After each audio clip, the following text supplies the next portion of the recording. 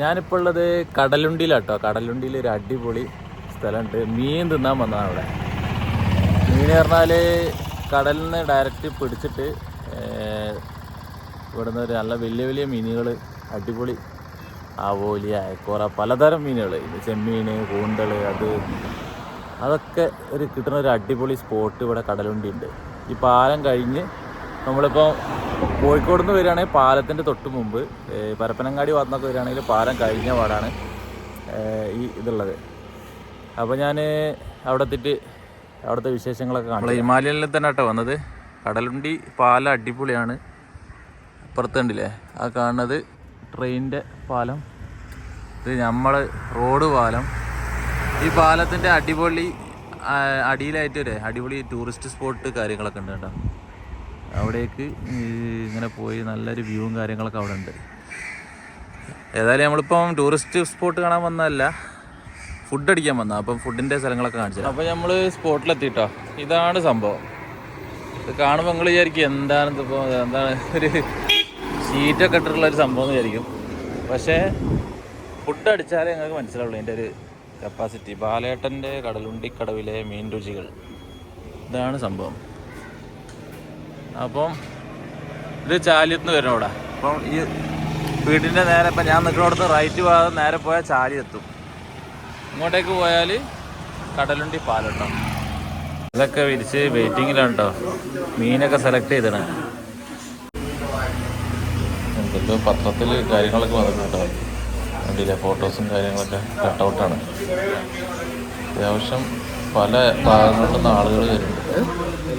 അങ്ങനെ മീനെത്തി നമ്മൾ കഴിക്കാൻ പോവാണ് കേട്ടോ. കാണാൻ തന്നെ നല്ല ഭംഗിയുണ്ട്.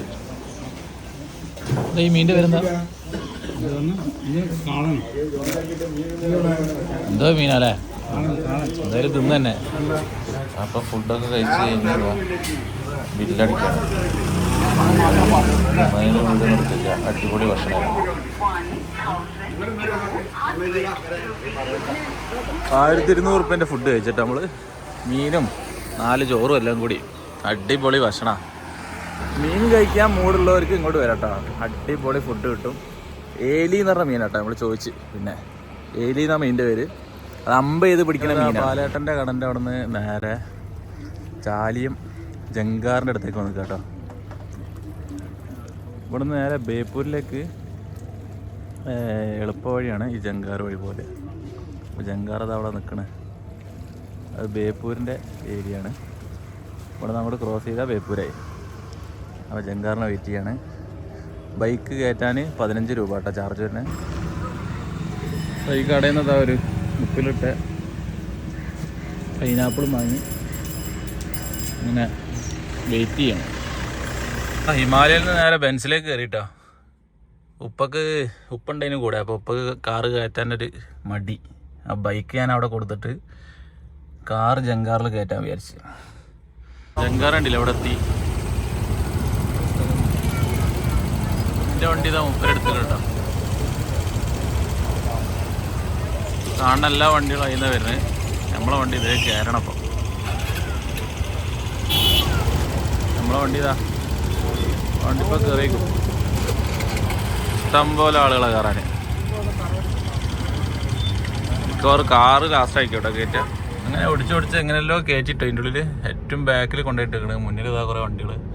ഇറങ്ങാൻ എളുപ്പമായിരിക്കും, കയറ്റാൻ നല്ല ബുദ്ധിമുട്ടാട്ടോ. ഇഷ്ടം പോലെ ആളുകൾ വണ്ടിയില്ലേ.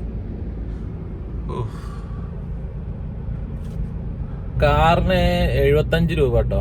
ഈ ജങ്കാറിൽ 75 രൂപ പറഞ്ഞാൽ വലിയ നഷ്ടമൊന്നുമില്ല. കാരണം ഫുള്ള് ഇതിലൊരു 5 ആളെ നിറച്ച് പോവുകയാണെങ്കിൽ ഒരു നഷ്ടമില്ല.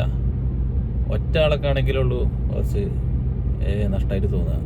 ബൈക്കിനാണെങ്കിൽ 15 രൂപ കേട്ടോ വരിക. അപ്പം അങ്ങനെയൊക്കെയാണ് ചാർജസ്. വണ്ടി എടുത്ത് ജങ്കാർ അവിടെ നിന്ന് കരയിൽ നിന്ന് എടുത്തിട്ട് ഇപ്പം ബേപ്പൂരിലേക്ക് ഇങ്ങനെ പോവുക. വണ്ടി തിരിക്കുന്നുണ്ട് ഇപ്പം. അതുണ്ടോ പോയി കൊണ്ട് നിൽക്കുകയാണ്. അപ്പോൾ ഏതായാലും അടുത്ത വീഡിയോയിൽ കാണാം കേട്ടോ. Okay, by.